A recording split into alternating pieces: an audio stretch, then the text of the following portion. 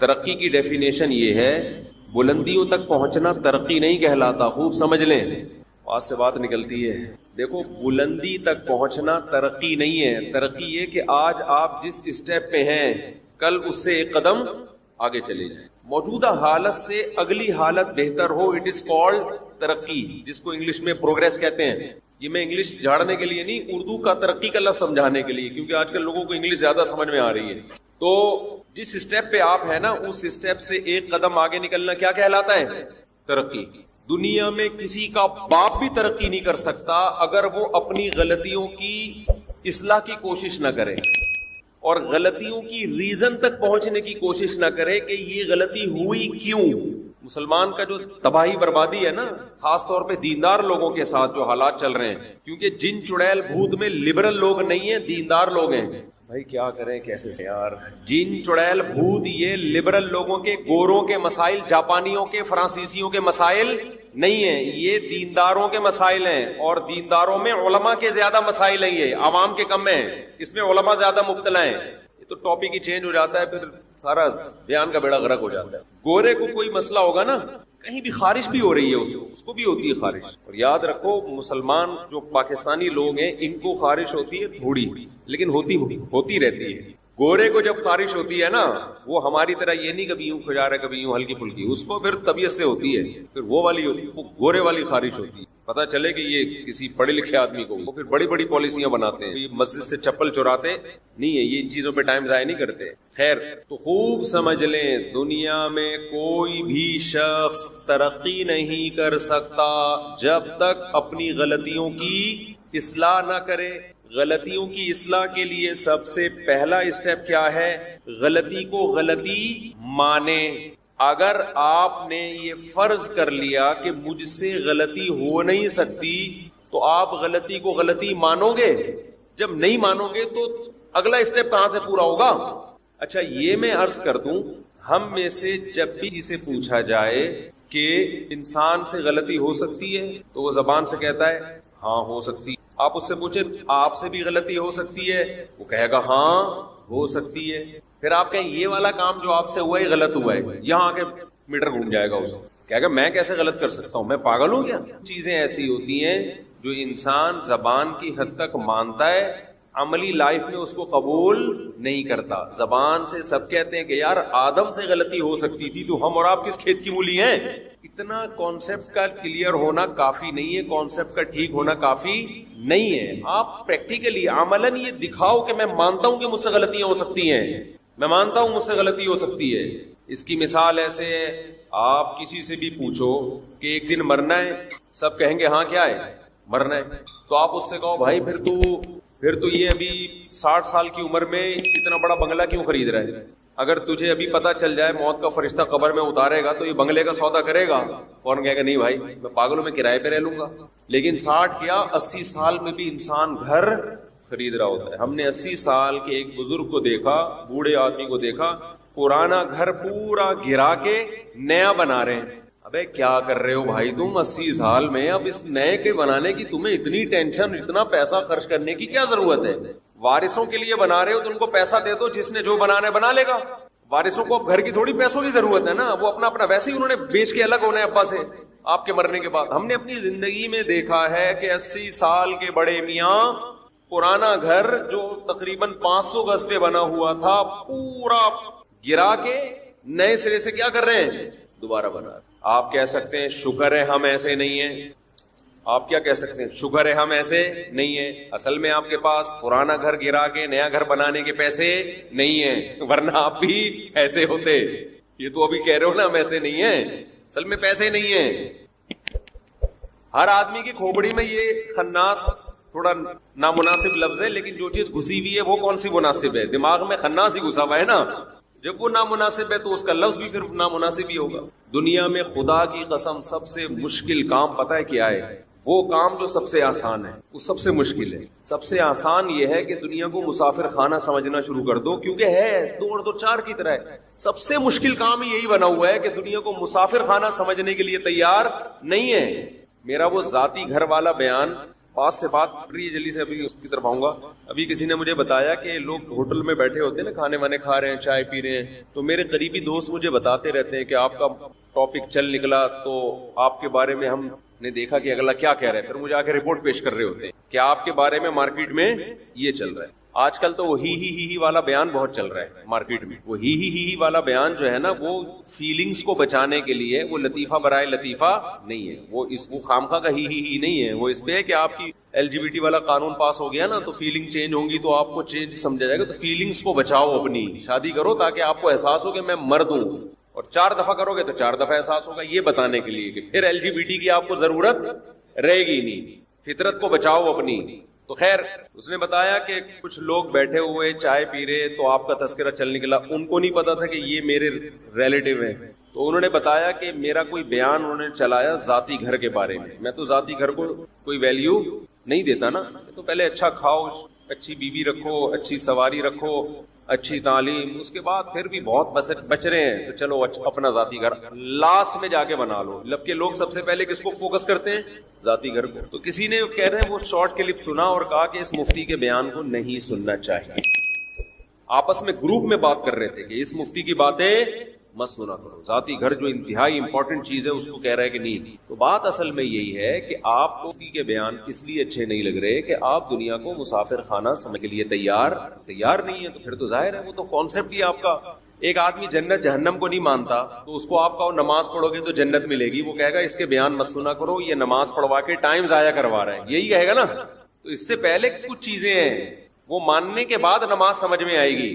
تو جو بات میں کر رہا تھا, میں یہ عرض کر رہا تھا کہ زبان سے تو کہہ دیتے ہیں مسافر خانہ, عملاً سمجھنے کے لیے تیار نہیں ہے. تو ایسے ہی زبان سے ہم میں ہر شخص یہ کہتا ہے کہ غلطی انسان سے ہو سکتی ہے, مانتے ہیں. کوئی پوچھے آپ سے بھی ہو سکتی ہے, ہاں ہو سکتی ہے, لیکن عملاً جو مارکیٹ میں چل رہا ہے وہ یہ چل رہا ہے کہ مجھ سے نہیں ہو سکتی. بہت خطرناک, بہت ہمارے بڑوں نے ایک چیز بہت تاکید سے ہمیں بتائی ہے, اس پر ہمارا عمل ہوا نہیں ہوا یہ تو اللہ ہی جانتا ہے, کہ کامیاب بننا چاہتے ہو نا, اپنی غلطی ماننے میں ذرا بھی ہچکچاہٹ محسوس مت کرو. زندگی کا اصول بنا لو کہ بھائی ٹھیک ہے مجھ سے غلطی, آئندہ نہیں کرو, خط. اس سے عزت کم ہوتی ہے تھوڑی دیر کے لیے, اور بے وقوف لوگوں کی نظر میں عزت کم ہوتی ہے, عقل مندوں کی نظر میں عزت بڑھ جاتی ہے. پاگل بے وقوف بھی دنیا میں ہول سیل کے حساب سے پائے جاتے ہیں نا.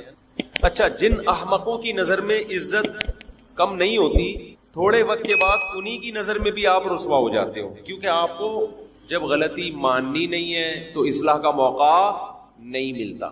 ماننی نہیں ہے تو اصلاح کا موقع کہاں سے ملے گا. ہمارے نبی صلی اللہ علیہ وسلم سے زیادہ کوئی صحیح ہو سکتا ہے بھائی.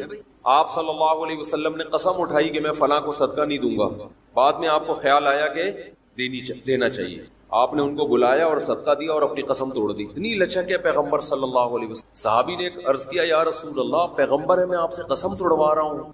آپ نے فرمایا, من حلف علی یمین فرأى غیرها خیرا منها فلیکفر عن یمینہ, کہ جو شخص کسی بات پہ قسم اٹھائے اور بعد میں خیال آئے کہ غلطی ہوئی ہے مجھ سے, تو قسم توڑ دے اور کفارہ دے. کامیاب ہونے کی یہ زینہ ہے. اگر آپ صلی اللہ علیہ وسلم قسم اٹھا دے تو میں نہیں دوں گا میں صدقہ, اور اسی پہ ڈٹے رہتے, بعد میں خیال ہوتا کہ نہیں دینا چاہیے. تو اسباب کی دنیا میں جو کامیابیاں, کی تو اللہ کامیابی دینے والا ہے, لیکن اس کے لیے اللہ اسباب بھی تو اختیار کرواتا ہے نا. تو وہ کامیابیاں پھر نہ ہوتی. پیغمبروں کو بھی اللہ کامیابیوں کے اسباب اختیار کرواتا ہے, پھر کامیاب کرتا ہے. ایسے بیٹھے بیٹھے وہ بھی کامیاب نہیں ہو جاتے. ایک کامیاب انسان کی جتنی کوالٹیز ہیں جو کسی کامیاب بننے کے لیے ضروری ہیں, وہ تمام صفات پیغمبروں میں پائی جاتی ہیں. ان میں ایک صفت یہ بھی ہے کہ اگر کوئی خطا ہوئی ہے اس کا فوراً اقرار کر لینا. سمجھتے ہو کہ نہیں سمجھتے؟ ہاں, ایک صورت میں اقرار کرنا نہ کرنا ٹھیک ہے. آپ کو پتا ہے میں نے اقرار کیا تو سامنے والا ظلم کرے گا. کیا کرے گا سامنے والا؟ ظلم کرے گا. کیا نماز میں بسم اللہ پڑھنا واجب ہے؟ کیا بسم اللہ الرحمن الرحیم نماز کی پہلی رکعت میں پڑھی جائے گی یا ہر رکعت میں پڑھنا وہ لازم ہے؟ بھائی لازم کسی رکعت میں بھی نہیں ہے, سنت ہے, بہتر ہے. جب پہلی رکعت میں آپ اللہ اکبر کہہ کے نیت باندھتے ہیں تو ثنا پڑھیں, ثنا کے بعد اعوذ باللہ من الشیطان الرجیم, پھر بسم اللہ الرحمن الرحیم, پھر سورہ فاتحہ پڑھیں.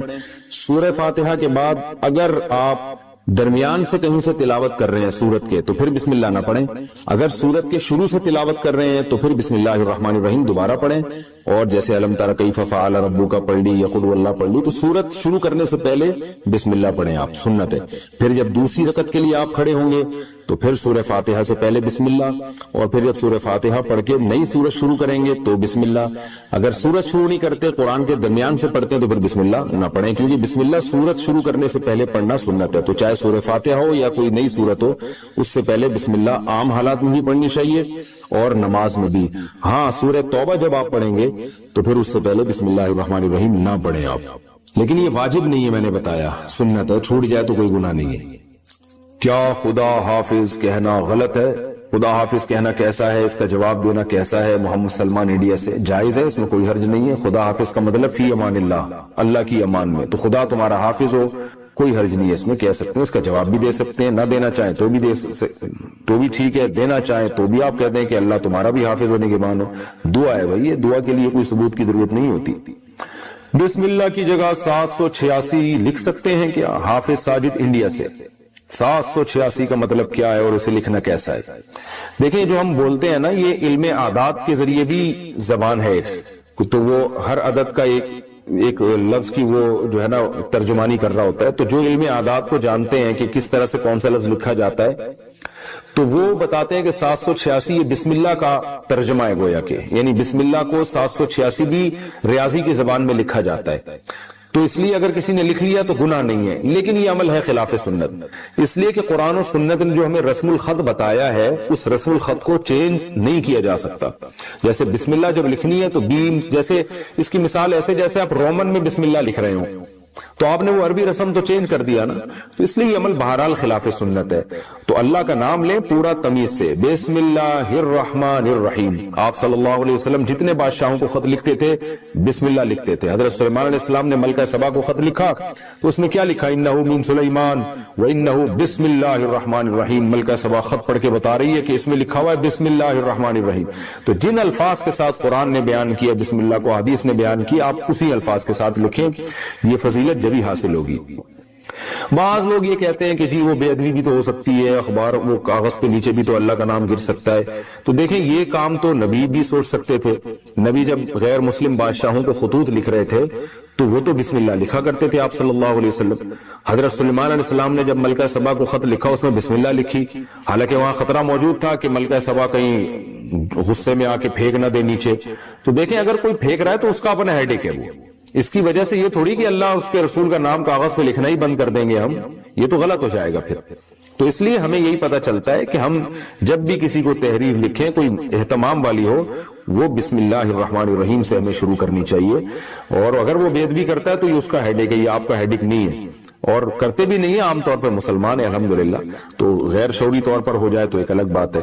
786 لکھنے میں نقصان یہ ہے کہ آپ اللہ کا نام لیتے ہوئے کنجوسی سے کام لے رہے ہیں۔ ہمارے حضرت فرمایا کرتے تھے کہ جو لوگ 786 لکھتے ہیں ان سے ایک سوال یہ ہے کہ اللہ کا نام لکھنے میں کیا آپ کی سیاہی زیادہ گھس جائے گی پوری بسم اللہ لکھنے میں؟ اس لیے آپ کر رہے ہیں کہ اتنا میرا جو ہے نا اسراف ہو جائے گا خدا رکھو، تو کتنی سیاہی گھس جائے گی آپ کی؟ یا آپ اس لیے لکھ رہے ہیں کہ ٹائم بچا لیں گے؟ تو 786 لکھنے میں اور پوری بسم اللہ لکھنے میں سیکنڈ کا بھی فرق میرا خیال ہے بہت ہی کم آتا ہو، تو اتنا سا ٹائم بچا کے آپ نے کیا کرنا ہے؟ تو اس لیے جو پراپر وے ہے، جو پراپر طریقہ ہے بسم اللہ الرحمن الرحیم کا، اسی طریقے سے لکھنی چاہیے، اور درود شریف بھی پورا لکھنا چاہیے۔ جب ہم نبی کا نام لکھتے ہیں تو بعض لوگ صرف اوپر چھوٹا سا سواد ڈال دیتے ہیں، یہ بھی غلط ہے بھئی۔ آپ کیوں کنجوسی سے کام لے رہے ہیں کہ آپ اپنا ٹائم بچا رہے ہیں؟ تو نبی کے درود پڑھنے میں جو ٹائم خرچ ہوگا وہ تو قیمتی بن جائے گا، نبی کا درود لکھنے میں جو ٹائم خرچ ہوگا وہ تو قیمتی بن جائے گا۔ تو نہ اس سے ٹائم بچ رہا ہے، نہ آپ کے قلم کی سیاہی بچ رہی ہے۔ کتنی بچا لیں گے سیاہی؟ کیا کرنا ہے آپ نے؟ کیا اس سے بزنس کرنا ہے؟ جو پین میں آپ کے تھوڑی سی بال پین میں تھوڑی سی سیاہی بچ جائے گی تو کیا اس کو بیچنا ہے آپ نے مارکیٹ میں؟ تو خام خواہ کی ایک چیز ہے۔ تو جو پراپر وے ہے درود شریف لکھنے کا صلی اللہ علیہ وسلم، یہ پورا بولا بھی پورا کریں اور لکھا بھی پورا کریں۔ بولنے سے یاد آیا، بولتے بھی لوگ ادھورا ہیں۔ اکثر میں نے لوگوں کو دیکھا ہے آپ صلی اللہ علیہ وسلم نے فرمایا، نبی صلی اللہ علیہ وسلم نے فرمایا، او بھائی پورا بول دو۔ نبی صلی اللہ علیہ وسلم نے ارشاد فرمایا، آپ صلی اللہ علیہ وسلم نے ارشاد فرمایا، رسول اللہ صلی اللہ علیہ وسلم نے یہ کام فرمایا، تو پورا صلی اللہ علیہ وسلم تمیز سے بولنا چاہیے۔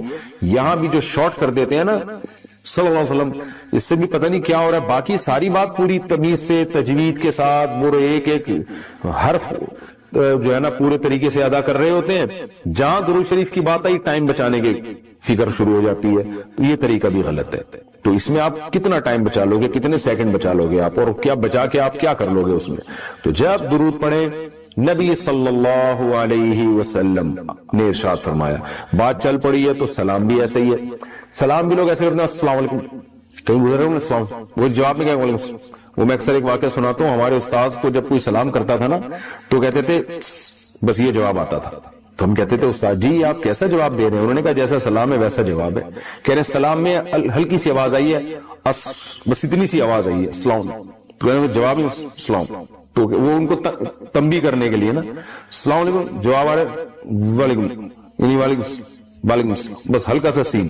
تو یہ طریقہ صحیح نہیں ہے، سلام کریں السلام علیکم، السلام علیکم ورحمۃ اللہ، السلام علیکم ورحمۃ اللہ وبرکاتہ۔ سلام کی قرآن نے ایسی تعریف کی ہے سورہ نور میں، تحیۃ من عند اللہ مبارکۃ طیبہ، اے ایمان والو جب گھروں میں داخل ہو فسلموا علی انفسکم، گھر والوں کو سلام کیا کرو۔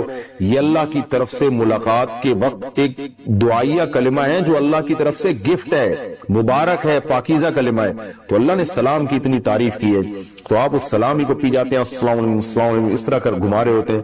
تو پراپر تمیز سے سلام کیا کریں، دعا ہے یہ السلام علیکم ورحمۃ اللہ وبرکاتہ، آپ پر سلامتی ہو اللہ کی طرف سے، اس کی رحمتیں بھی اور اس کی برکتیں بھی۔ تو خالی تھوڑا سلام بھی کر سکتے ہیں السلام علیکم، یہاں تک بھی۔ مزید اگر آپ اس میں تڑکا لگانا چاہتے ہیں السلام علیکم ورحمۃ اللہ، اور اگر آپ اس کی سپرلیٹو ڈگری پہ جانا چاہتے ہیں تو السلام علیکم ورحمۃ اللہ وبرکاتہ۔ پھر جو اس طرح سے جب سلام کرتا ہے نا انسان، پھر جواب میں بھی اسی سٹائل میں جواب دینے میں مزہ آتا ہے۔ تو ایسے کوئی سلام کرے تو آپ جواب دیں وعلیکم السلام ورحمۃ اللہ وبرکاتہ، ایسے خاندانی طریقے سے ہونا چاہیے۔ بسم اللہ بھی خاندانی ہونی چاہیے، بسم اللہ الرحمن الرحیم، بسم یہاں بھی لوگوں کو دیکھا ہم نے گھما دیتے ہیں، وہ بسم اللہ الرحمن الرحیم ایسے پڑھا کریں۔ نماز پڑھتے ہوئے انسان کو کتنی دور سے کراس کیا جا سکتا ہے؟ اگر چھوٹی مسجد ہے، چھوٹی مسجد کا ہال ہے، تو اس میں تو کہیں سے بھی کراس نہیں کیا جا سکتا، لیکن اگر بڑی مسجدیں، عام طور پر آج کل بڑی مسجدیں ہی ہوتی ہیں یا ہال بھی بڑے ہی ہوتے ہیں، یا میدان میں نماز پڑھ رہے ہیں، تو اگر سترا ہے تو سترے کے آگے سے گزرا جا سکتا ہے، لیکن اگر سترا نہیں ہے تو جو نمازی ہے نا جہاں وہ نماز پڑھ رہا ہے اس کے آگے سے 3 صفوں کے آگے سے بالاتفاق گزرا جا سکتا ہے۔ بعض علماء نے 2 صفوں کا بھی کہا ہے، لیکن احتیاط اسی میں 3 صفیں، یعنی ایک صف تو وہ جو جہاں بندہ نماز پڑھ رہا ہے وہ، اور اس کے آگے کی 2 صفیں، کبھی ضرورت ہو تو 2 صفوں کے بعد سے بھی گزرنے کی گنجائش ہے۔ محمد عمار سہارنپور سے، کیا مسلمان غیر مسلم کی شادی میں جا سکتا ہے؟ کسی بھی غیر مسلم کی تقریب جن کا ان کی مذہبی تقریب سے تعلق نہ ہو اس میں جانا جائز ہے۔ مذہبی تقریب نہ ہو تو شادی مذہبی تقریب نہیں ہوتی، یہ تو ہر قوم میں نکاح اور شادی بیاہ ہوتا ہے، تو ان کی کوئی دعوت ہے اس میں بھی جا سکتے ہیں، لیکن شادی بیاہ کی دعوتوں میں جانے میں اس کی اہمیت نہیں ہے کہ وہ جس کی شادی ہو رہی ہے وہ مسلم ہے یا وہ غیر مسلم ہے، بلکہ اس کا تعلق اس سے ہے کہ وہاں گناہ ہوں گے کہ نہیں ہوں گے۔ اگر موسیقی ہے، ناچ گانے ہو رہے ہیں تو ایسی محفل میں جانا جائز نہیں، چاہے مسلم ہو چاہے غیر مسلم۔ تو غیر مسلم تو عام طور پر اپنی شادی بیاہ میں بہت ہی دھوم دھڑکے کرتے ہیں اور شراب کباب بھی چل رہی ہوتی ہے ان کے ہاں، تو ایسی محفل میں کسی مسلمان کا جانا، چاہے یہ محفل مسلمان کی ہو یا غیر مسلم کی ہو، گناہوں کی اس طرح کی محفل میں شادی بیاہ کی تقریب کے لیے جانا جائز نہیں۔ مفتی صاحب میں حنفی ہوں لیکن کبھی کبھار آمین زور سے پڑھتا ہوں، کبھی کبھار رفع الیدین بھی کرتا ہوں، کیا ایسا کرنا صحیح ہے؟ امام ابو حنیفہ اور ان کے دونوں ساتھی اور اہل کوفہ ابراہیم نخعی رحمہ اللہ تعالی، سفیان ثوری جیسے محدثین، جرح و تعدیل کے ائمہ، وکیع بن جراح، یہ بڑے بڑے ائمہ گزرے ہیں، اور عبداللہ بن مسعود اور حضرت علی رضی اللہ تعالیٰ عنہ کے جو اصحاب تھے ان کے بارے میں یہ ثابت ہے کہ وہ رفع الیدین کے بغیر نماز پڑھا کرتے تھے، اصحاب کوفہ بھی اور اہل مدینہ بھی۔ تو اس سے استدلال کیا گیا ہے کہ نبی صلی اللہ علیہ وسلم کا آخری عمل ترک رفع الیدین تھا۔ اگر رفع الیدین کو سنت مانا جائے تو دو سردوں کے درمیان بھی پھر نبی صلی اللہ علیہ وسلم نے رفع الیدین کیا ہے. لیکن جو اس کا جواب ہے وہی باقی کا جواب ہے. عبداللہ بن مسعود کی حدیث کی وجہ سے اس پر میں بہت دفعہ ڈیٹیل میں بات کر چکا ہوں. ان سب کا خلاصہ یہی ہے کہ ہماری رائے میں رفع الیدین نہ کرنا یہ سنت ہے، کیونکہ نبی نے کیا پھر ترک کر دیا اس کو، نہ کرنا سنت ہے. لیکن یہ کوئی اتنا بڑا جھگڑا نہیں ہے، اگر کوئی رفع الیدین کر لیتا ہے تو بھی ٹھیک ہے، اور کبھی کبھار زور سے آمین پڑھ لیتا ہے تو بھی ٹھیک ہے. جو نبی سے زور سے آمین ثابت ہے وہ تعلیم کے لیے، تاکہ پتہ چلے کہ بھئی یہاں پر آمین کہا جا رہا ہے. کیونکہ نبی صلی اللہ علیہ وسلم بعض دفعہ جہرن تلاوت بھی، زور سے تلاوت بھی ظہر میں کیا کرتے تھے، تاکہ بتانے کے لیے کہ یہ بھی یعنی پڑھ کے آ رہا ہوں. تو تعلیم کے لیے نبی نے بعض دفعہ زور سے بعض اعمال کیے ہیں، اصل میں ان میں آہستہ کرنا سنت ہے. تو آمین میں بھی ادعوا ربکم تضرعا وخفیہ، اللہ نے فرمایا کہ اپنے رب کو خفیتاً پکارو. آمین بھی دعا ہے اور دیگر احادیث بھی ہیں، لیکن یہ کوئی حلال و حرام کا مسئلہ نہیں ہے. نبی نے بھی کبھی زور سے آمین کہہ دی تو آپ بھی کہتے ہیں کبھی کبھار، کبھی رفع الیدین کر لے، کوئی حرج نہیں اس میں. کیا درود مقدس اور دعائے جمیلہ پڑھنا صحیح ہے؟ میرے علم میں نہیں ہے یہ دعائے جمیلہ کون سی ہے، درود مقدس کون سی ہے. اگر یہ صحیح سند سے حدیث سے ثابت ہے تو پڑھ لیں، ثابت نہیں ہے تو دعاؤں کے لیے الفاظ کا ثبوت ضروری نہیں ہے. لیکن جب ایک چیز سنت سے ثابت ہے تو اس کو فوکس کریں. درود ابراہیمی ہے، اب دیگر بہت سارے درود ہیں، وہ پڑھ لیں. کیا ضرورت ہے ایسی چیز کی طرف جانے کی جس کا ثبوت ہی نہ ہو؟ کیا بیوی کے مال پر یا اس کی کمائی پر شوہر کا کوئی حق ہے؟ نہیں، بیوی کے مال یا اس کی کمائی پہ شوہر کا حق نہیں ہے. البتہ یہ ضرور ہے کہ بیوی کے پاس پیسہ دو طرح سے آتا ہے. ایک پیسہ بلکہ تین طرح سے آتا ہے. ایک پیسہ تو وہ ہے جو اس کے ابا کی وراثت میں اس کو ملا ہے، یا وارث کی کسی مورث کی وراثت میں اس کو ملا ہے، وہ تو ٹوٹلی بیوی کا ہی ہے. دوسرا ہے اس کو جو گفٹ ملے ہیں کہیں سے یا ملتے ہیں تو وہ بھی بیوی کے ہی ہیں، شوہر کا اس پہ حق نہیں ہے. تیسرا ہے بیوی جاب کر رہی ہے تو جاب میں دیکھا جائے گا یہ شوہر کی پرمیشن کے بغیر کر رہی ہے، یہ شوہر کی پرمیشن سے کر رہی ہے. شوہر کی پرمیشن کے بغیر اگر کر رہی ہے تو شریعت میں شوہر کے بنیادی حقوق میں سے ایک حق یہ ہے کہ بیوی شوہر کی اجازت کے بغیر گھر سے باہر نہیں جا سکتی. اسلام نے ہسبینڈ کو جو بنیادی رائٹس دیے ہیں وہ ان میں سے ایک رائٹ یہ ہے کہ آپ کی وائف آپ کی مرضی کے بغیر آپ کے گھر سے باہر شدید ضرورت کے بغیر نہیں نکل سکتی، اللہ یہ کہ اپنے رشتہ داروں سے کبھی کبھار جو قریبی رشتہ دار ہیں ان سے ملنے جاتی ہے، ان سے روکنے کا شوہر کو حق نہیں ہے. اب جاب تو ایک مستقل چیز ہے، صبح جانا ہے شام کو آنا ہے، تو اس میں شوہر روک سکتا ہے بیوی کو. تو ایسی صورت میں اگر عورت نہیں مانتی شوہر کی بات اور وہ گھر سے باہر چلی جاتی ہے، جاب کرتی ہے، تو پھر شوہر نان نفقے سے ہاتھ کھینچ سکتا ہے کہ ٹھیک ہے تم کما رہی ہو تو پھر اپنا خرچہ خود اٹھاؤ، میرے ذمے تو تمہارا نان نفقہ اس وقت ہے جب تم میری بیسک چیزوں میں اطاعت کرو. تو پھر شوہر نان نفقے سے ہاتھ کھینچ سکتا ہے، ٹھیک ہے پھر اپنا خرچہ خود اٹھاؤ. تو شوہر بیوی کو روکے گا تو پھر شوہر پر نان نفقہ واجب ہوگا، کیونکہ آپ ہی کی وجہ سے وہ آپ کے گھر میں ٹھہری ہوئی ہے تو نان نفقہ آپ پر واجب. اگر وہ ٹھہر ہی نہیں رہی ہے تو پھر نان نفقہ آپ پہ واجب نہیں ہے. تو ایسی صورت میں بھی یہ نہیں ہوگا کہ بیوی کے مال پہ شوہر کا حق ہوگا، بلکہ شوہر کے مال پہ بیوی کا حق ساقط ہو جائے گا. البتہ یہ بات ضرور سمجھیں اچھی طرح سے کہ میاں بیوی کے جو معاملات ہیں نا وہ رابطے سے زیادہ، ضابطے کے قانون سے زیادہ رابطے کے قانون پہ چلتے ہیں. کیا مطلب ضابطے اور رابطے؟ کہ شریعت نے جھگڑے کے وقت میں یہ اصول بیان کیے کہ جب میاں بیوی میں اختلاف ہوگا تو پھر یہ اصول ہے تاکہ جھگڑا ختم ہو. نارملی میاں بیوی کا مال ایک دوسرے کا مال ہی سمجھا جاتا ہے. تو اگر بیوی کما رہی ہے اور شوہر کو کبھی ضرورت پڑ جاتی ہے، شوہر کی اجازت سے کما رہی ہے، تو میاں بیوی کا رشتہ ایسا ہوتا ہے اس میں یہ نہیں ہونا چاہیے کہ شوہر ہاسپٹل میں پڑا ہوا ہے، اس کو علاج کے لیے پیسے چاہیے، ہے ہی نہیں پیسے اور وہ بیوی سے پیسے مانگ رہا ہے، بھائی اب میں مر رہا ہوں، میں نے تمہیں کھلایا پلایا، تھوڑا سا میری مدد کر لو. تو بیوی کیا ایکچولی بیوی کے مال میں شوہر کا کوئی حق نہیں ہے. تو یہ رشتے کے بہرحال خلاف ہے. تو جو محبت کا تعلق میاں بیوی کے درمیان ہوتا ہے اس کا تقاضا یہ ہے کہ اصل حکم تو یہی ہے کہ شوہر نے بیوی پہ خرچ کرنا ہے، لیکن کبھی ضرورت پڑے اور بیوی کے پاس مال ہو تو شوہر کو خود سے اس کو چاہیے کہ وہ پوچھ لیا کرے، دے دیا کرے. ہمارے سامنے کیس آیا کہ شوہر کھلاتا تھا پلاتا تھا بیوی کو، کبھی اس کو کوئی مصیبت آ گئی، بیمار ہو گیا، تو بچے کے لیے اس نے جو ہے بیوی سے قرضہ لیا، تھوڑا سا، بہت بڑی رقم بھی نہیں تھی. تو بچے کا علاج کیا، نہیں تھا بیچارے کے پاس پیسے، ختم ہو گئے. تو اب بیگم صاحبہ نے اس سے ہڈا کر رہی ہیں کہ میرے پیسے مجھے واپس کرو. بھائی بچہ تمہارا بھی تو ہے، ٹھیک ہے شرعاً بچے کا خرچہ باپ پہ واجب ہے، لیکن اخلاقیات بھی کوئی چیز ہوتی ہیں اور وفا بھی کوئی چیز ہوتی ہے کہ جس آدمی نے ساری زندگی کھلایا پلایا ہے، آج تھوڑا سا مسئلے اس کے ساتھ ہو گیا اور آپ کے پاس پیسہ ہے تو تھوڑا تعاون کر لیں. تو قانون اور ضابطے کی بات تو یہی ہے کہ بیوی کے مال پہ شوہر کا کوئی حق نہیں ہے، لیکن محبت کا تعلق، آپس کا تعلق یہ ہے کہ جب کسی کو ضرورت پڑتی ہے تو اس کے ساتھ تعاون کیا جاتا ہے، اور چھوٹی موٹی رقموں کی واپسی کا مطالبہ بھی نہیں کیا جاتا عام طور پہ. ہاں بڑی رقم ہو تو ایک الگ بات ہے. کیا مذاق میں 3 دفعہ طلاق کہنے سے طلاق ہو جاتی ہے؟ جی ہاں، مذاق میں بھی 3 دفعہ طلاق کہنے سے طلاق ہو جاتی ہے. نبی صلی اللہ علیہ وسلم نے فرمایا ثلاث جدہن جد وہزلہن جد. 3 چیزیں ایسی ہیں جن کا مذاق بھی حقیقت ہے اور حقیقت بھی حقیقت ہے. ان 3 چیزوں میں آپ صلی اللہ علیہ وسلم نے طلاق کو بھی کاؤنٹ کیا.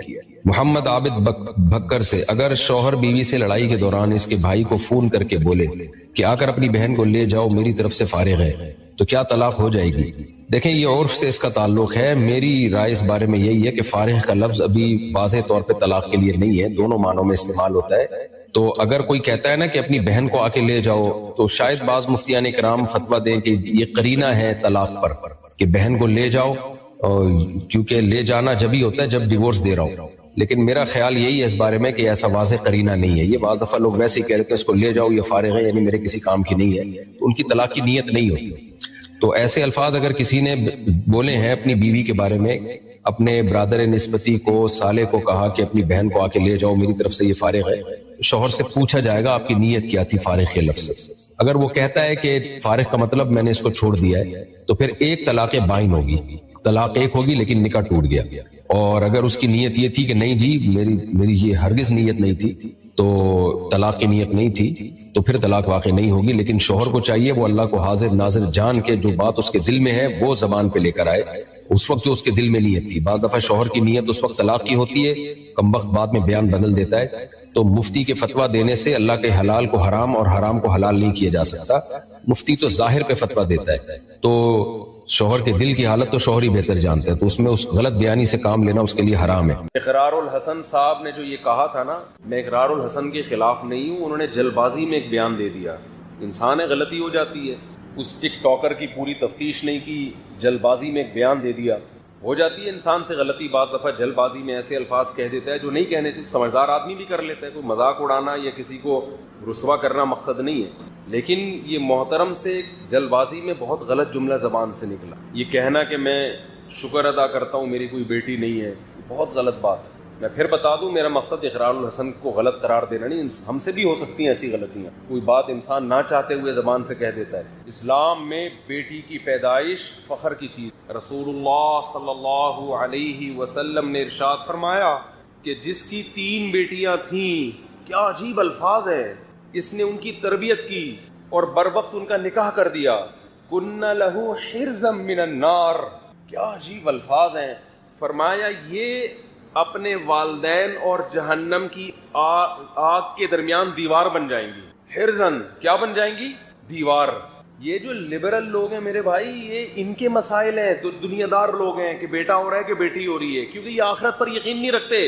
یاد رکھو، زندگی گزارنے کا طریقہ ہے کسی کو اپنی مجبوری نہ بناؤ. جب آپ مجبوری بنا لیتے ہو نا کسی کو، آپ کے ہاتھ بند جاتے ہیں، آپ کے ہاتھ بن جاتے ہیں. اور جتنا آپ اپنے آپ کو دوسروں کے سامنے مجبور بناؤ گے، اس زمانے میں اگلا اتنا ہی آپ کو نوچ نوچ کے کھانا شروع کر دے گا، نوچ نوچ کے کھانا شروع کر دے گا. تو یہ ہم صرف فقیر کس کے ہیں؟ اللہ کے. محتاج کس کے ہیں؟ اللہ کے. بس اللہ کے سامنے گڑ گڑاؤ، اللہ کے سامنے ناک رگڑو، اللہ کے سامنے بولو میں محتاج ہوں، میں بھکاری ہوں تیرے در کا. باقی ہر ایک کے سامنے میرے بھائی سر اٹھا کے جینا سیکھ. اور دیکھو مرد کی اللہ نے یہ اس فطرت رکھی ہے کہ اپنے ماتحتوں کے، آپ کے ماتحت اچھا سلوک کرے نا، آپ 20 گنا بڑھا کے اچھا سلوک کرو ان کے ساتھ.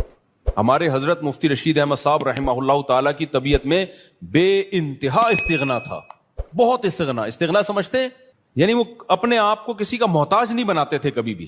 لیکن ہم نے دیکھا کہ ہمارے حضرت کی کوئی ذرا سی خدمت کر لینا، حضرت کو پتا چلتا تھا نا یہ دل سے خدمت نہیں کرنا چاہتا، حضرت کبھی بھی خدمت نہیں لیتے تھے اس سے. حضرت فرماتے تھے میرے محسنین صرف میرے ماں باپ ہیں اور میرے استاذ، اس کے علاوہ میں کسی کا احسان نہیں لیتا. ایسا سر اٹھا کے جیے ہمیشہ. لیکن ہم دیکھتے تھے اگر حضرت کی کوئی ذرا سی خدمت کر دے، بہت معمولی سی، اتنی دعائیں دیتے تھے، اتنی دعائیں، ہمیں شرمندگی ہوتی تھی، ہم نے کون سا تیر مار لیا بھائی، یعنی کیا کر لیا ہم نے، اتنی دعائیں، اتنا خوش اتنا خوش. یہ عزت دار لوگوں کی علامت ہوتی ہے کہ وہ کسی کے محتاج نہیں ہوتے. لیکن کوئی ان پر تھوڑا سا احسان کرے تو رپلائی میں وہ تھوڑا نہیں، وہ بہت زیادہ. کیونکہ احسان کے بدلے میں اگر آپ احسان نہیں کرتے تو اس کو استغنا نہیں کہتے, اس کو تکبر کہتے ہیں. استغنا الگ چیز ہے. دیکھو کچھ لوگ کیا ہوتے ہیں, کسی نے آپ کی خدمت کر دی ہے تو کون سا تیر مار دیا اس نے, ہمیں کسی کی خدمت کی ضرورت نہیں ہے. دیکھنے میں تو لگے گا آپ بہت اونچے ہیں, لیکن یہ اونچے نہیں, آپ کا کھوپڑی کیا ہو گئی ہے, آؤٹ. آپ میں تکبر ہے. بھائی کوئی خدمت ٹھیک ہے, آپ اس کی خدمت کے محتاج نہیں ہیں, لیکن اگر اس نے خدمت کر دی ہے نا تو آپ اس کو رپلائی ایسے دو کہ جیسے آپ کو بہت ہی اچھا لگا ہے, آپ کو ضرورت تھی. ہم نے بڑوں کو دیکھا ہے, تھوڑا سا آپ خدمت کریں گے تو رپلائی اس کا بہت اچھا. نبی صلی اللہ علیہ وسلم کی کیا سیرت ہے, حضرت ابو بکر نے نبی کا ساتھ دیا نا تو کوئی نبی پہ احسان کیا بولو نا کیا ہو گیا بھائی. حضرت ابو بکر نے جب نبی صلی اللہ علیہ وسلم کو لوگوں نے مکہ سے نکالا تو کس نے ساتھ دیا, ابو بکر نے. غار میں کون ساتھ تھا, ابو بکر. حالانکہ اصل میں یہ نبی کا احسان تھا حضرت ابو بکر پہ. بھائی اس خدمت کی وجہ سے نبی کی تو اللہ نے ویسے ہی مدد کرنی تھی, یہ تو نبی نے ابو بکر کو اپنی خدمت کا موقع دے دیا رضی اللہ عنہ کو, تو یہ نبی کا کس پر احسان ہے. ابے بھائی کوئی اتنے پیغمبر کسی کو اپنی خدمت کرنے دے دیں تو یہ تو پیغمبر کا ان پر احسان ہے, جس سے انسان کو عقیدت محبت ہوتی ہے. انسان کہتا ہے نا مجھے آپ تھوڑی سی خدمت کرنے دے دیں, آپ کا مجھ پر بہت بڑا احسان ہوگا, کہتے ہیں نا لوگ, اور باقی سمجھتے بھی ہیں کہ بھائی اس کو ہماری خدمت کی کیا ضرورت ہے. تو قرآن میں اللہ نے فرمایا بھی کہ اگر تم نبی کی مدد نہیں کرو گے, اللہ تو اپنے نبی کی مدد کرے گا, آخری نبی ہے, آپ کا دین تو غالب ہو کے رہے گا. لیکن نبی نے ابو بکر کو کیسا صلہ دیا, فرمایا میں نے ہر شخص کی خدمت کا دنیا میں بدلہ دے دیا ہے سوائے ابو بکر. یہ مبالغہ ہے, ورنہ ایسا کیسے ہو سکتا ہے. نبی کی برکت سے ابو بکر کو ایمان ملا, لیکن آپ صلی اللہ علیہ وسلم نے سکھایا ہے. پھر فرمایا لو کنت متخذا خلیلا لاتخذت ابا بکر خلیلا, اگر میں کسی کو جگری دوست بناتا تو ابو بکر کو بناتا. خلیل کا مطلب بہت ہی, فرمایا میرا خلیل اللہ کے سوا کوئی, خلیل بنانے کی اجازت ہوتی ابو بکر کو بناتا. کتنا اپریشیٹ کیا آپ صلی اللہ علیہ وسلم نے. حضرت معاذ ابن جبل, انہوں نے نبی کی خدمت کی, نبی کا ساتھ دیا جنگوں میں, کیسا صلہ نبی نے دیا. آپ صلی اللہ علیہ وسلم نے کیا فرمایا, انی احبک فی اللہ, اے معاذ میں تجھ سے اللہ کے لیے محبت کرتا ہوں. جس سے آپ کو محبت ہونا, صحابہ کو پیغمبر سے کس قدر محبت تھی. پیغمبر کی زبان سے جب یہ لفظ نکلا ہوگا تو صحابی کی کیا کیفیت ہوئی ہوگی آپ سوچو. جب انہوں نے یہ سنا نا تو رونے لگے. تو کیا یہ نبی اپریشیٹ کر رہے ہیں, حوصلہ افزائی کر رہے ہیں.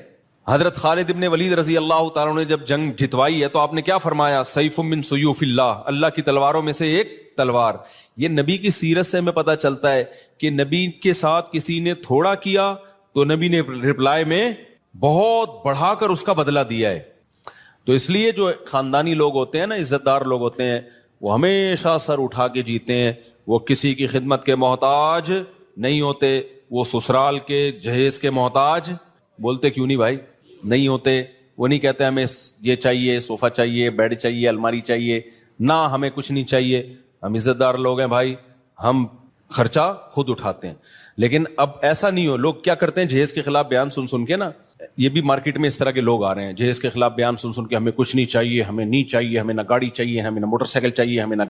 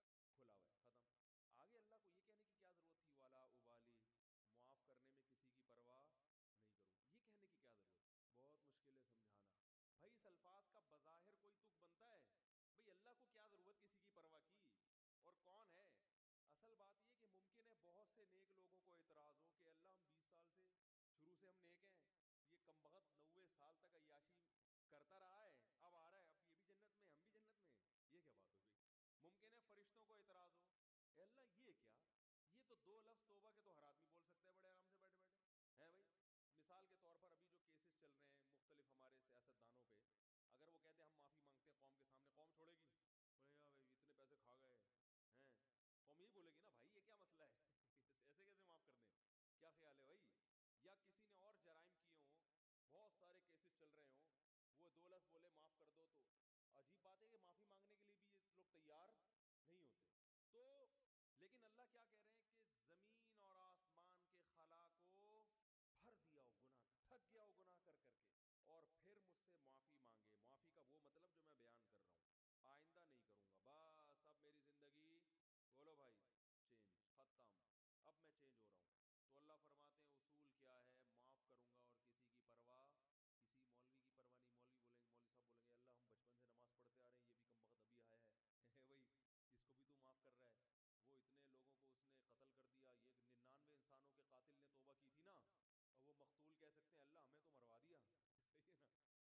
100 وہ راہب کہے گا کہ میں نے اس کو بولا تھا کہ توبہ نہیں ہو سکتی، سینچری پوری کر کے اس نے مجھے بھی قتل کر دیا.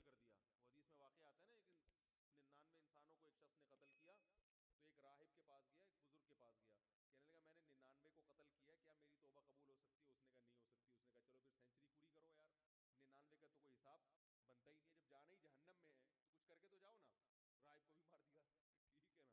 اس نے کہا چلو پھر سینچری پوری کرو یار، 99 کا تو کوئی حساب بنتا ہی نہیں ہے، جب جانا ہی جہنم میں ہے تو کچھ کر کے تو جاؤ نا. راہب کو بھی مار دیا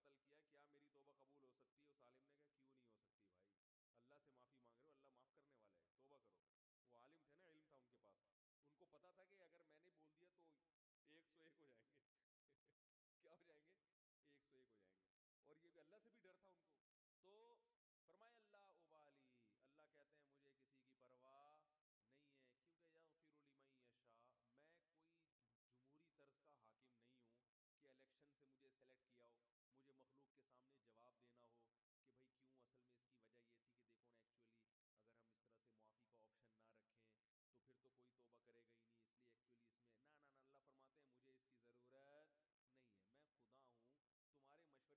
یغفر لمن یشاء، میں کوئی جمہوری طرز کا حاکم نہیں ہوں کہ الیکشن سے مجھے سلیکٹ کیا ہو، مجھے مخلوق کے سامنے جواب دینا ہو کہ بھائی کیوں. اصل میں اس کی وجہ یہ تھی کہ دیکھو نا ایکچولی اگر ہم اس طرح سے معافی کا آپشن نہ رکھیں تو پھر تو کوئی توبہ کرے گا ہی نہیں، اس لیے ایکچولی اس میں نہ اللہ فرماتے ہیں مجھے اس کی ضرورت نہیں ہے، میں خدا ہوں، تمہارے مشورے سے میں خدا نہیں بنا. ٹھیک ہے نا. تو میں نے شروع میں لکھ دیا تھا کہ میری رحمت میرے غصے پہ غالب. یہ تمہاری اسمبلی نہیں ہے کہ ہر تھوڑے دن میں آئین چینج ہو رہا ہے. 73 کے آئین کے تناظر میں کچھ اور تھا اور 75 کے آئین کے تناظر میں، تو یہ اسمبلی تھوڑی ہے. میں نے شروع میں ہی بات لکھ دی تھی میری رحمت میرے غصے پہ غالب. تو جب تک یہ قتل کر رہا تھا میرا غصہ تھا، اب چونکہ میری طرف آ رہا ہے تو رحمت و غصے کو کچل کے فنا کر دے گی، رحمت غالب آئے گی. کیونکہ یہ لکھ دیا ہے میں نے آئین میں، سب سے پہلے میں نے قلم بنا کے جو چیز سب سے پہلے لکھی تھی، جو سب سے پہلے منظور ہوا قانون، اسی کو میں اگر خلاف ورزی شروع کر دوں تو یہ کیسی بات ہوئی؟ اللہ ابالی، کسی کی پرواہ نہیں کروں. تو لیکن یاد رکھو توبہ کا دروازہ تو کھلا ہوا ہے، لیکن توبہ کی توفیق بسا اوقات سلب ہو جاتی ہے گناہ کر کر کے. توبہ میں تاخیر نہ کیا کرو اس چکر میں کہ ہم بھی جب 99 کے ہو جائیں گے تو ہم بھی توبہ کر لیں گے، کیونکہ 99 تک پہنچنے کا یقین نہیں ہے، کچھ پتہ نہیں کب موت آ جائے. اور دوسری بات یہ کہ ضروری نہیں کہ ہمیشہ توبہ کا جذبہ بھی پیدا ہو. ابھی اگر جذبہ ہے، یہ جذبہ ضروری نہیں کہ برقرار رہے. لوگ ایمان کے ڈاکے دار بیٹھے ہوئے ہیں جو آپ کا ایمان سلب کر لیں گے، آپ کو توبہ کی اہمیت ہی دل سے ختم ہو جائے گی. بعض دفعہ دل گناہوں میں اتنا مست ہو جاتا ہے کہ انسان توبہ کا تصور ہی، تبھی بوڑھوں میں توبہ کا ریشو کم ہوتا ہے، جوانوں میں زیادہ ہوتا ہے. یقین نہ آئے تو دیکھ لو سروے کر کے، بوڑھے لوگ اسلام کم قبول کرتے ہیں، جوانوں میں اسلام قبول کرنے کا ریشو زیادہ ہے. حالانکہ جوانی میں جو بوڑھا، جوانی میں جو غیر مسلم اسلام لا رہا ہے اس کی عیاشیاں چھوٹ رہی ہیں. کیا خیال ہے؟ بوڑھے کے لیے تو اسلام آسان ہے نا بھائی، جو کفر کی حالت میں آپ نے عیاشیاں کی، بڑھاپے میں تو اب وہ عیاشیاں نہیں ہو سکتی. اب اسلام لانے میں کیا جا رہا ہے؟ صرف کلمہ پڑھو، پھر بھی نہیں پڑھتے ہو. بڑھاپے میں اسلام لانا آسان ہے مگر اسلام لانے کا ریشو کم ہے. اس سے پتہ چلتا ہے دیکھنے میں آسان ہے، حقیقت میں آسان نہیں ہے، کیونکہ قوت فیصلہ ختم ہو جاتی ہے. جوانی میں عیاشی آسان ہے مگر توبہ بھی بظاہر مشکل ہے، مگر حقیقت میں کیا ہے؟ آسان. اس کی ایک سائنٹیفک لاجک بھی ہے. وہ لاجک یہ ہے کہ انسان جب جوان ہوتا ہے تو گناہ کی طرف جیسے اس کی رغبت بہت زیادہ ہوتی ہے، اس کی بریکیں بھی اسی حساب سے مضبوط ہوتی ہیں. دیکھو نئی گاڑی کا ایکسیلیٹر جیسے تیز ہوگا نا، بریکیں بھی کیا ہوں گی؟ کیا ہو گیا بھائی؟ نئی گاڑی کا ایکسیلیٹر ایسا ہوتا ہے کہ ادھر اشارہ کیا، پاؤں رکھا اور زوں کر کے بھاگی، تو بریک بھی ذرا سی آپ اشارہ چاہیے بریک کو، ایک دم ٹھا کر کے رکے گی. کیا خیال ہے؟ الٹ جائے گی مگر چلے گی نہیں آگے. اعصاب مضبوط ہوتے ہیں انسان کے جوانی میں.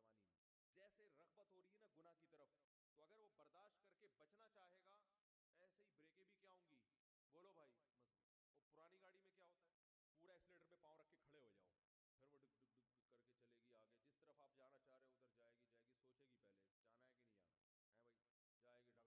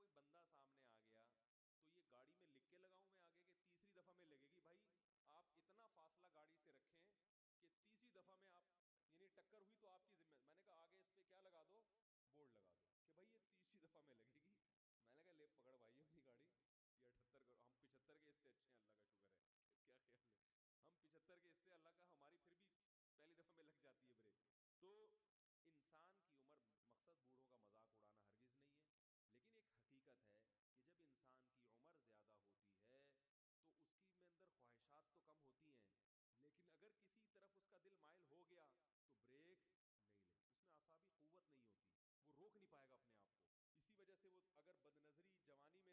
جوانی میں آپ کنجوس تھے تو بڑھاپے میں سخی نہیں ہو سکتے، یہ دماغ میں رکھو، ٹھیک ہے نا. جوانی میں آپ نے اچھے کام نہیں کیے تو بڑھاپے میں اب تیر نہیں مارو. یہ جو بوڑھے ہمیں مسجدوں میں نظر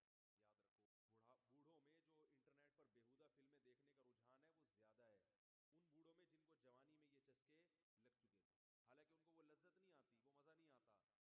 بڑھاپے میں فلمیں دیکھنے کا شوق بڑھتا ہے، یاد رکھو. بوڑھوں میں جو انٹرنیٹ پر بیہودہ فلمیں دیکھنے کا رجحان ہے وہ زیادہ ہے ان بوڑھوں میں جن کو جوانی میں یہ چسکے لگ چکے تھے. حالانکہ ان کو وہ لذت نہیں آتی، وہ مزہ نہیں آتا، مگر ان سے برداشت نہیں ہوتا. جس نے جوانی میں کنٹرول کر کے چھوڑ دی، بڑھاپا اچھا گزرے گا اس کا. تو بریک جو ہے نا، جیسے آپ کا ایکسیلیٹر تیز ہے تو بریکیں بھی ابھی کیا ہیں، مضبوط ہیں. تو یاد رکھو.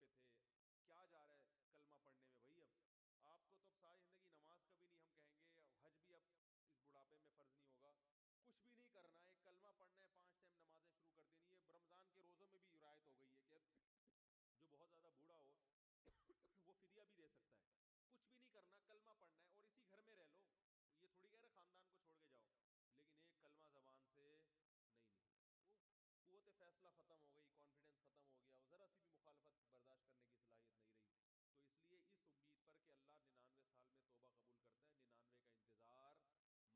اب آپ کو تو اب ساری زندگی نماز کبھی نہیں، ہم کہیں گے حج بھی اب اس بڑھاپے میں فرض نہیں ہوگا. کچھ بھی نہیں کرنا ہے، ایک کلمہ پڑھنا ہے، 5 ٹائم نمازیں شروع کر دینی ہے. رمضان کے روزوں میں بھی رعایت ہو گئی ہے کہ جو بہت زیادہ بوڑھا ہو وہ فدیہ بھی دے سکتا ہے. کچھ بھی نہیں کرنا، کلمہ پڑھنا ہے اور اسی گھر میں رہ لو. یہ تھوڑی کہہ رہے خاندان کو چھوڑ کے جاؤ، لیکن ایک کلمہ زبان سے نہیں نکلے. وہ قوت فیصلہ ختم ہو گئی، کانفیڈنس ختم ہو گیا، ذرا سی بھی مخالفت برداشت کرنے کی صلاحیت نہیں رہی. تو اس لیے اس امید پر کہ اللہ 99 سال میں توبہ قبول کرتا ہے، 99 کا انتظار مت کرو. اور ایک بات یہ بھی رکھو کہ توبہ تو قبول ہوگی مگر وہ مقام نہیں ملے گا جو اس شخص کا ہے جو شروع سے دین پہ چلتا آ رہا ہے. سمجھ میں آ رہی ہے بات؟ جو شروع سے دین، کیونکہ وہ کئی سال سے نماز پر ہے تو وہ اتنا آگے جا چکا ہے کہ اب آپ نے ٹریک چینج کر تو دیا، جہنم والا ٹریک نہیں اب جنت والا ہے، لیکن وہ بہت آگے جا چکا ہے اور آپ اس سے بہت پیچھے، بہت پیچھے. وہاں تک اب وہ نکل گیا. تبھی قرآن میں آتا ہے اب اللہ نے اپنی جو صفات بیان کی ہیں وہ بہت مہربان اور نہایت رحم کرنے والا. تو اس میں ڈرنے کا تو کوئی، پھر ڈرے کیوں بھائی؟ جب اللہ رحم کرنے والا ہے، کیسی رحمت ہے؟ حدیث میں آتا ہے کہ جب اللہ نے اس کائنات کو بنایا، دیکھو جب بھی کوئی نیا ملک بنتا ہے تو ایک قانون بنتا ہے نا، دستور بنتا ہے، آئین بنتا ہے. کیا خیال ہے؟ کیا ہو گیا بھائی؟ ایسا ہوتا ہے کہ نہیں ہوتا؟ جب بھی کوئی نئی ریاست وجود میں آتی ہے تو قانون بنتا ہے کہ بھائی اس ریاست میں اس آئین کے تحت سب سے پہلے یہ لکھا جاتا ہے یہ ایک لبرل حکومت ہوگی یا مذہبی حکومت ہوگی. کیا خیال ہے؟ جمہوری طرز پہ ہوگا یا آمریت اس میں رہے گی، بادشاہت ہے یا جمہوریت ہے، سب چیزیں طے ہو جاتی ہیں. تو نبی صلی اللہ علیہ وسلم نے ارشاد فرمایا کہ اول ما خلق اللہ القلم. جب اللہ نے اس کائنات کو بنایا نا، تو کائنات بنانے کے بعد اب اس کے لیے آئین لکھنا تھا. اللہ نے آئین تیار کرنا تھا نا، ایک لا، کہ کیا کیا کس اصول کے تحت اس کائنات کو میں چلاؤں گا. تو لکھنے کے لیے سب سے پہلے کیا چاہیے؟ قلم. یہ ہمیں سمجھانے کے لیے مثالیں دی گئی ہیں. تو اول ما خلق اللہ القلم، اللہ نے سب سے پہلی چیز کیا بنائی؟ قلم. اب یہ دستور، اب اللہ کو الیکشن کرانے کی ضرورت نہیں ہے، سینٹ سے منظور کرانے کی ضرورت نہیں ہے، خود ہی اللہ نے اپنے لیے آئین بنایا جس آئین کا اللہ پابند ہوگا. عجیب دیکھو، یعنی اللہ دستور لکھ رہے ہیں کس کے لیے؟ اپنے آپ کو پابند کرنے کے لیے. خود اللہ اپنے آپ کو پابند کرنے کے لیے کہ میں ان اصولوں کا پابند رہوں گا. یہ تعبیرات ہیں. فرمایا سب سے پہلی چیز جو اللہ نے اس قلم سے لکھی ہے، سب سے پہلی چیز بنائی قلم، اور اس سے کیا لکھا؟ سب سے پہلا لفظ جو اللہ نے لکھا ہے سبقت رحمتی علی غضبی، کہ میری رحمت میرے غصے پر غالب رہے گی. میری رحمت میرے غصے پر، یعنی اصول قیامت تک کے لیے اللہ نے ہمیشہ کے لیے بنا دی. کیا مطلب؟ رحمت کی کوئی ریزن نہیں ہوگی. بات آ رہی ہے سمجھ میں؟ غالب کا مطلب یہی ہے نا بھائی، غصے کے موقع پہ غصہ آئے گا، سب کو آتا ہے، اللہ کو بھی غضب آئے گا غضب کے موقع پہ، لیکن رحمت غالب رہے گا. کیا مطلب؟ رحمت کسی ریزن کی محتاج، یعنی کسی پہ ترس کھاؤں گا، رحم کروں گا، اس کا کوئی سبب، یعنی ضروری نہیں کہ کسی نے کچھ اچھا کیا ہو تو میں اس پہ رحم کروں، ویسے ہی رحم کروں گا. اور غضب پر رحمت غالب کا مطلب بعض دفعہ ایسا بھی ہوگا کہ ایک پہلو اس کا تقاضا کرتا ہے کہ اس پہ رحم کیا جائے، اور ایک پہلو سے دیکھا جائے تو اس پہ یہ غضب کا مستحق ہے، تو رحمت والے پہلو کو ایسے موقع پہ کیا کر دو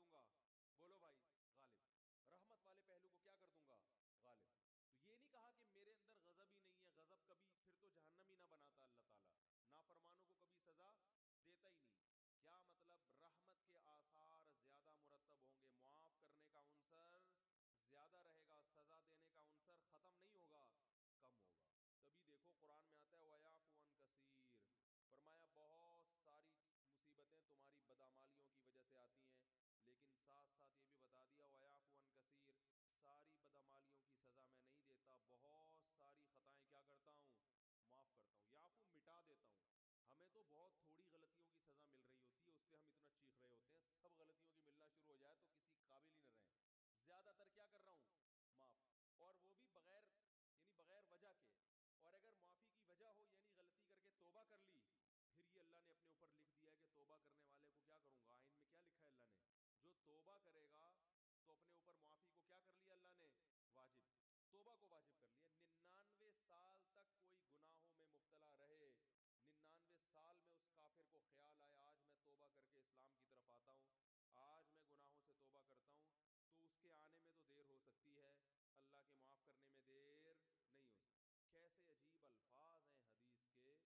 یا عبادی لو بلغت ذنوبک عنان السماء ثم استغفرونی لغفرت لکم ولا ابالی. یہ لا ابالی کے الفاظ بڑے عجیب ہیں.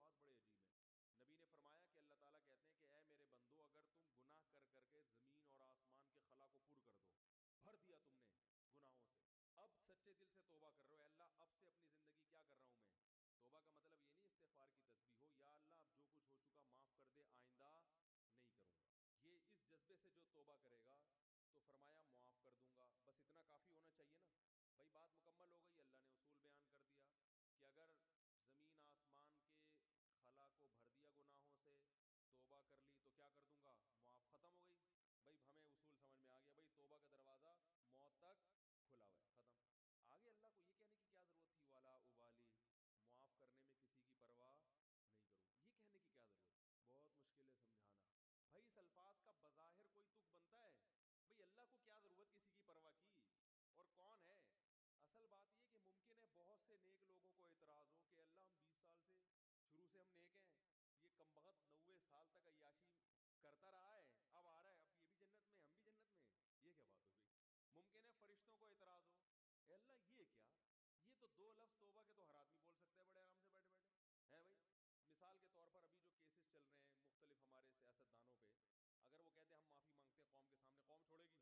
بولے یار بھائی اتنے پیسے کھا گئے ہیں، قوم یہی بولے گی نا بھائی یہ کیا مسئلہ ہے ایسے کیسے معاف کر دیں؟ کیا خیال ہے بھائی؟ یا کسی نے اور جرائم کیے ہوں، بہت سارے کیسز چل رہے ہوں، وہ 2 لفظ بولے معاف کر دو، تو عجیب بات ہے کہ معافی مانگنے کے لیے بھی یہ لوگ تیار نہیں ہوتے. تو لیکن اللہ کیا کہہ رہے ہیں کہ زمین اور آسمان کے خلا کو بھر دیا ہو گناہ، تھک گیا ہو گناہ کر کر کے، اور پھر مجھ سے معافی مانگے. معافی کا وہ مطلب جو میں بیان کر رہا ہوں، آئندہ نہیں کروں گا، بس اب میری زندگی بولو بھائی چینج، ختم، اب میں چینج ہو رہا ہوں. تو اللہ فرماتے ہیں اصول کیا ہے؟ معاف کروں گا اور کسی کی پرواہ، کسی مولوی کی پرواہ نہیں. مولوی بولیں گے، مولوی صاحب بولیں گے اللہ ہم بچپن سے نماز پڑھتے آ رہے ہیں، یہ بھی کم وقت ابھی آیا ہے بھائی اس کو بھی تو معاف کر رہا ہے، وہ اتنے لوگوں کو اس نے قتل کر دیا، یہ 99 انسانوں کے قاتل نے توبہ کی تھی نا، اور وہ مقتول کہہ سکتے ہیں اللہ ہمیں تو مروا دیا صحیح ہے نا، اس نے ہمیں مار دیا سب کو. 100 راہب کہے گا کہ میں نے اس کو بولا تھا کہ توبہ نہیں ہو سکتی، سینچری پوری کر کے اس نے مجھے بھی قتل کر دیا. وہ حدیث میں واقعہ آتا ہے نا، ایک 99 انسانوں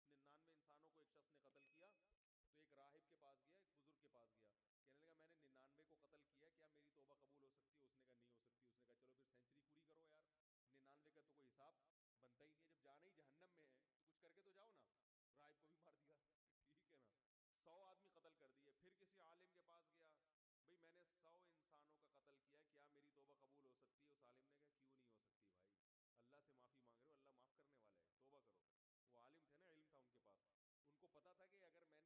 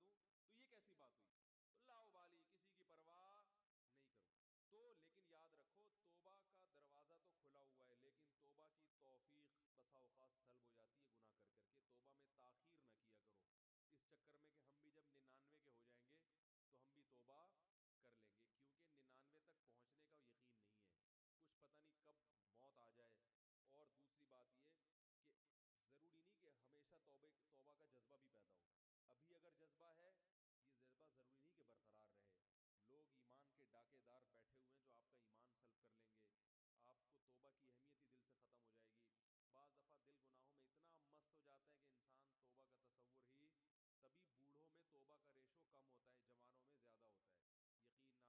یقین نہ آئے تو دیکھ لو سروے کر کے، بوڑھے لوگ اسلام کم قبول کرتے ہیں، جوانوں میں اسلام قبول کرنے کا ریشو زیادہ ہے. حالانکہ جوانی میں جو غیر مسلم اسلام لا رہا ہے اس کی عیاشیاں چھوٹ رہی ہیں. کیا خیال ہے؟ بوڑھے کے لیے تو اسلام آسان ہے نا،